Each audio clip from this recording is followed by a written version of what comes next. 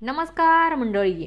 Star प्रवाहावरील लग्नानंतर होईलच प्रेम या मालिकेच्या पुढील येणाऱ्या भागामध्ये आपल्याला असं बघायला मिळणार आहे की पार्थ काव्याला एक्झाम सेंटरला सोडण्यासाठी ओपन जीप घेऊन आलेला असतो. त्यावर काव्या म्हणते की देशमुख, तुम्ही मला एक्झाम सेंटरला सोडावं एवढीच माझी माफत अपेक्षा होती, पण मात्र तुम्ही चांगलंच मनावर घेतलेलं दिसतंय.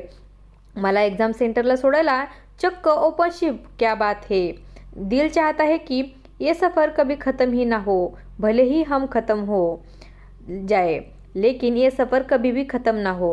तर आता पार्थ रुसूनच गाडी पुढे घेऊन जातो. त्यानंतर काव्या म्हणते की आहो काय झालं. त्यावर पार्थ म्हणतो की काय बोलताय तुम्ही, हम ख़त्म हो जाए, तुम्हाला ख़त्म होऊन देईल का मी. त्यावर काव्या म्हणते की लगेच रुसले तुम्ही, तर एवढा राग बरं नाही बरं का. त्यावर काव्या आता गाडीत बसते, तर पार्थ आता रुसण्याचं नाटक करत असतो. तेव्हा काव्या म्हणते की एवढेही रुसू नका, हॉट दिसताय, तर मी सुद्धा हॉट दिसू शकते. असं म्हणत काव्या आता गॉगल लावते. काव्या म्हणते की मागच्या सीटवरून पुढच्या सीटपर्यंतचा प्रवास आपला किती कमालीचा होता, पण युनिव्हर्समुळे तेही शक्य झालं. तर इकडे नंदिनी जीवाच्या रूमच्या बाहेर बसलेली असते आणि तिला आता सगळ्या जुन्या गोष्टी आठवत असतात. कशा प्रकारे आपल्या घरात जीवाला अपमान सहन करावा लागला. तर जे माझ्यासाठी रिक्षात कुडकुडत बसू शकतात, तर मी सुद्धा इथे पायऱ्यावर बसू शकते, जोपर्यंत त्यांच्या खोलीची आणि मनाची दार उघडत नाहीत.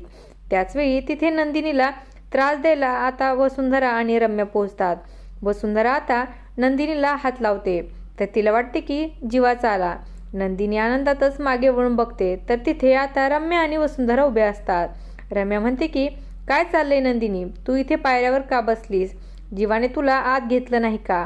त्यावर वसुंधरा म्हणते की अगं असं काय बोलतेस तू, आपला जीवा एवढे दिवस नंदिनीच्या घरी राहिला, पण त्यांनी त्याला घरात घेतलं नाही. तो बिचारा बाहेर वॉचमन सोबत रिक्षामध्ये राहायचा, बाहेरचं खायचा, आणि आता तुला काय वाटतं नंदिनी इथे आल्यानंतर तो तिला रूममध्ये घेईल का.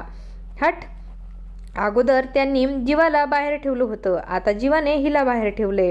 रम्या म्हणते की तुम्हाला कंटाळा येत नाही का, अगोदर जीवा तुला मनवायला आला, आता तू त्याला मनवायला आलीस, उद्या परत जीवा तुला मनवायला येईल. हा फालतू प्रेमाचा खेळ तुम्ही चालूच ठेवता का. तर इकडे जीवा रागातच बाहेर येतो आणि तो रम्याला आता चांगलंच ऐकवतो की तुझी एवढी चिडचिड का होते याचं कारण मला समजले, कारण दादा काव्याला घेऊन एक्झामला गेलाय. तर रम्या म्हणते की हे बघ, मी तुला काहीही बोललेले नाहीये, तू उगाच मला बोलू नकोस. तर जीवा म्हणतो की मला नाही बोललीस, पण नंदिनीला तर बोललीस ना. आता नंदिनीला इथून पुढे तू जर काही बोललीस तर माझ्याशी गाठ आहे, असं जीवा रम्याला म्हणतो. त्यानंतर रम्या आता रागातच तिथून निघून जाते. नंदिनी म्हणते की पार्थ आणि काव्या आता एकत्र आले आहेत, त्यामुळे आपल्याला सुद्धा एकत्र यायला पाहिजे. तर जीवा आता नंदिनीला अडवत म्हणतो की बस झालं, तुझं मला काहीही ऐकायचं नाहीये, तू खाली जा. त्यानंतर आता जीवा स्वतः नंदिनीचा हात धरून तिला खाली घेऊन येतो आणि तिचं सगळं सामान तिच्या हातात देतो. हा तुझा मोबाईल, ही तुझी पर्स घे आणि आता तुझ्या घरी जा, कशाला आलीस तू इथे. तेव्हा नंदिनी म्हणते की आहो जीवा, मला तुमच्याशी बोलायचं आहे. जीवा म्हणतो की पण मला या बाबतीत काही बोलायचं नाहीये.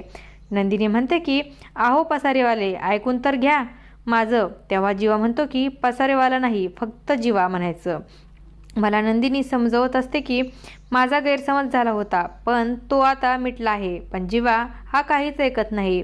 तो तर डायरेक्ट नंदिनीला घराबाहेर काढायला निघालेला असतो. तो नंदिनीचा हात पकडतो आणि तिला म्हणतो की चल ना माझ्याबरोबर, आज समोर डोरा आहे, तू इथून निघून जा आणि मला आता तुझं काही ऐकायचं नाहीये. नंदिनी म्हणते की असं काय करताय, माझं म्हणणं तरी एकदा ऐकून घ्या. जीवा म्हणतो की हे बघ नंदिनी, मला कंटाळा आलाय तुझ्यात तळ्यात मळ्यात खेळायचा. तू कधी एक वागतेस, कधी दोन वागतेस, माझा कसा विश्वास बसेल तुझ्यावर. आता तू माझ्यावर प्रेम लुटवतेस, पण तुझे बाबा येताच तुझ्या तोंडून शब्द फुटत नाही. मला आता कंटाळा आलाय तुझ्या हो ना या खेळाचा. तर नंदिनी म्हणते की आहो जीवा, मी आता तुमच्याकडे आले ना. तेव्हा आता जीवा म्हणतो की कशाला आलीस माझ्याकडे, जा परत, उगाच मी तुला काही बोलेल आणि पुन्हा आपल्यात गैरसमज निर्माण होतील, कारण सगळ्यात मोठा असतो तो विश्वास आणि तो आपल्या नात्यात मुळीच नाहीये. जर का तुझा माझ्यावर विश्वास असता तर तुला हे पटलंच नसतं की मी तुला दारू पाजली. पण तू काय केलंस? तुझ्या बाबांच्या बोलण्यावर विश्वास ठेवलास. अगं एवढी चीप समजलीस का तुम्हाला? तुला दारू पाजून तुझा होकार मिळवेल असं. पण खऱ्या प्रेमाला तू मुकलीस. आता मला तुझं काहीही बोलणं ऐकून घ्यायचं नाहीये. जीवा म्हणतो की तुला हात जोडून रिक्वेस्ट करतो, प्लीज तू तुझ्या घरी निघून जा. असं म्हणून जीवा आता आपल्या बेडरूममध्ये निघून जातो. असं काही आपल्याला या भागामध्ये बघायला मिळणार आहे. अशाच मालिकांच्या नवनवीन अपडेट्स पाहण्यासाठी आपल्या चॅनलला सबस्क्राईब करा आणि व्हिडिओ आवडला असेल तर लाईक आणि शेअर करायला विसरू नका. धन्यवाद.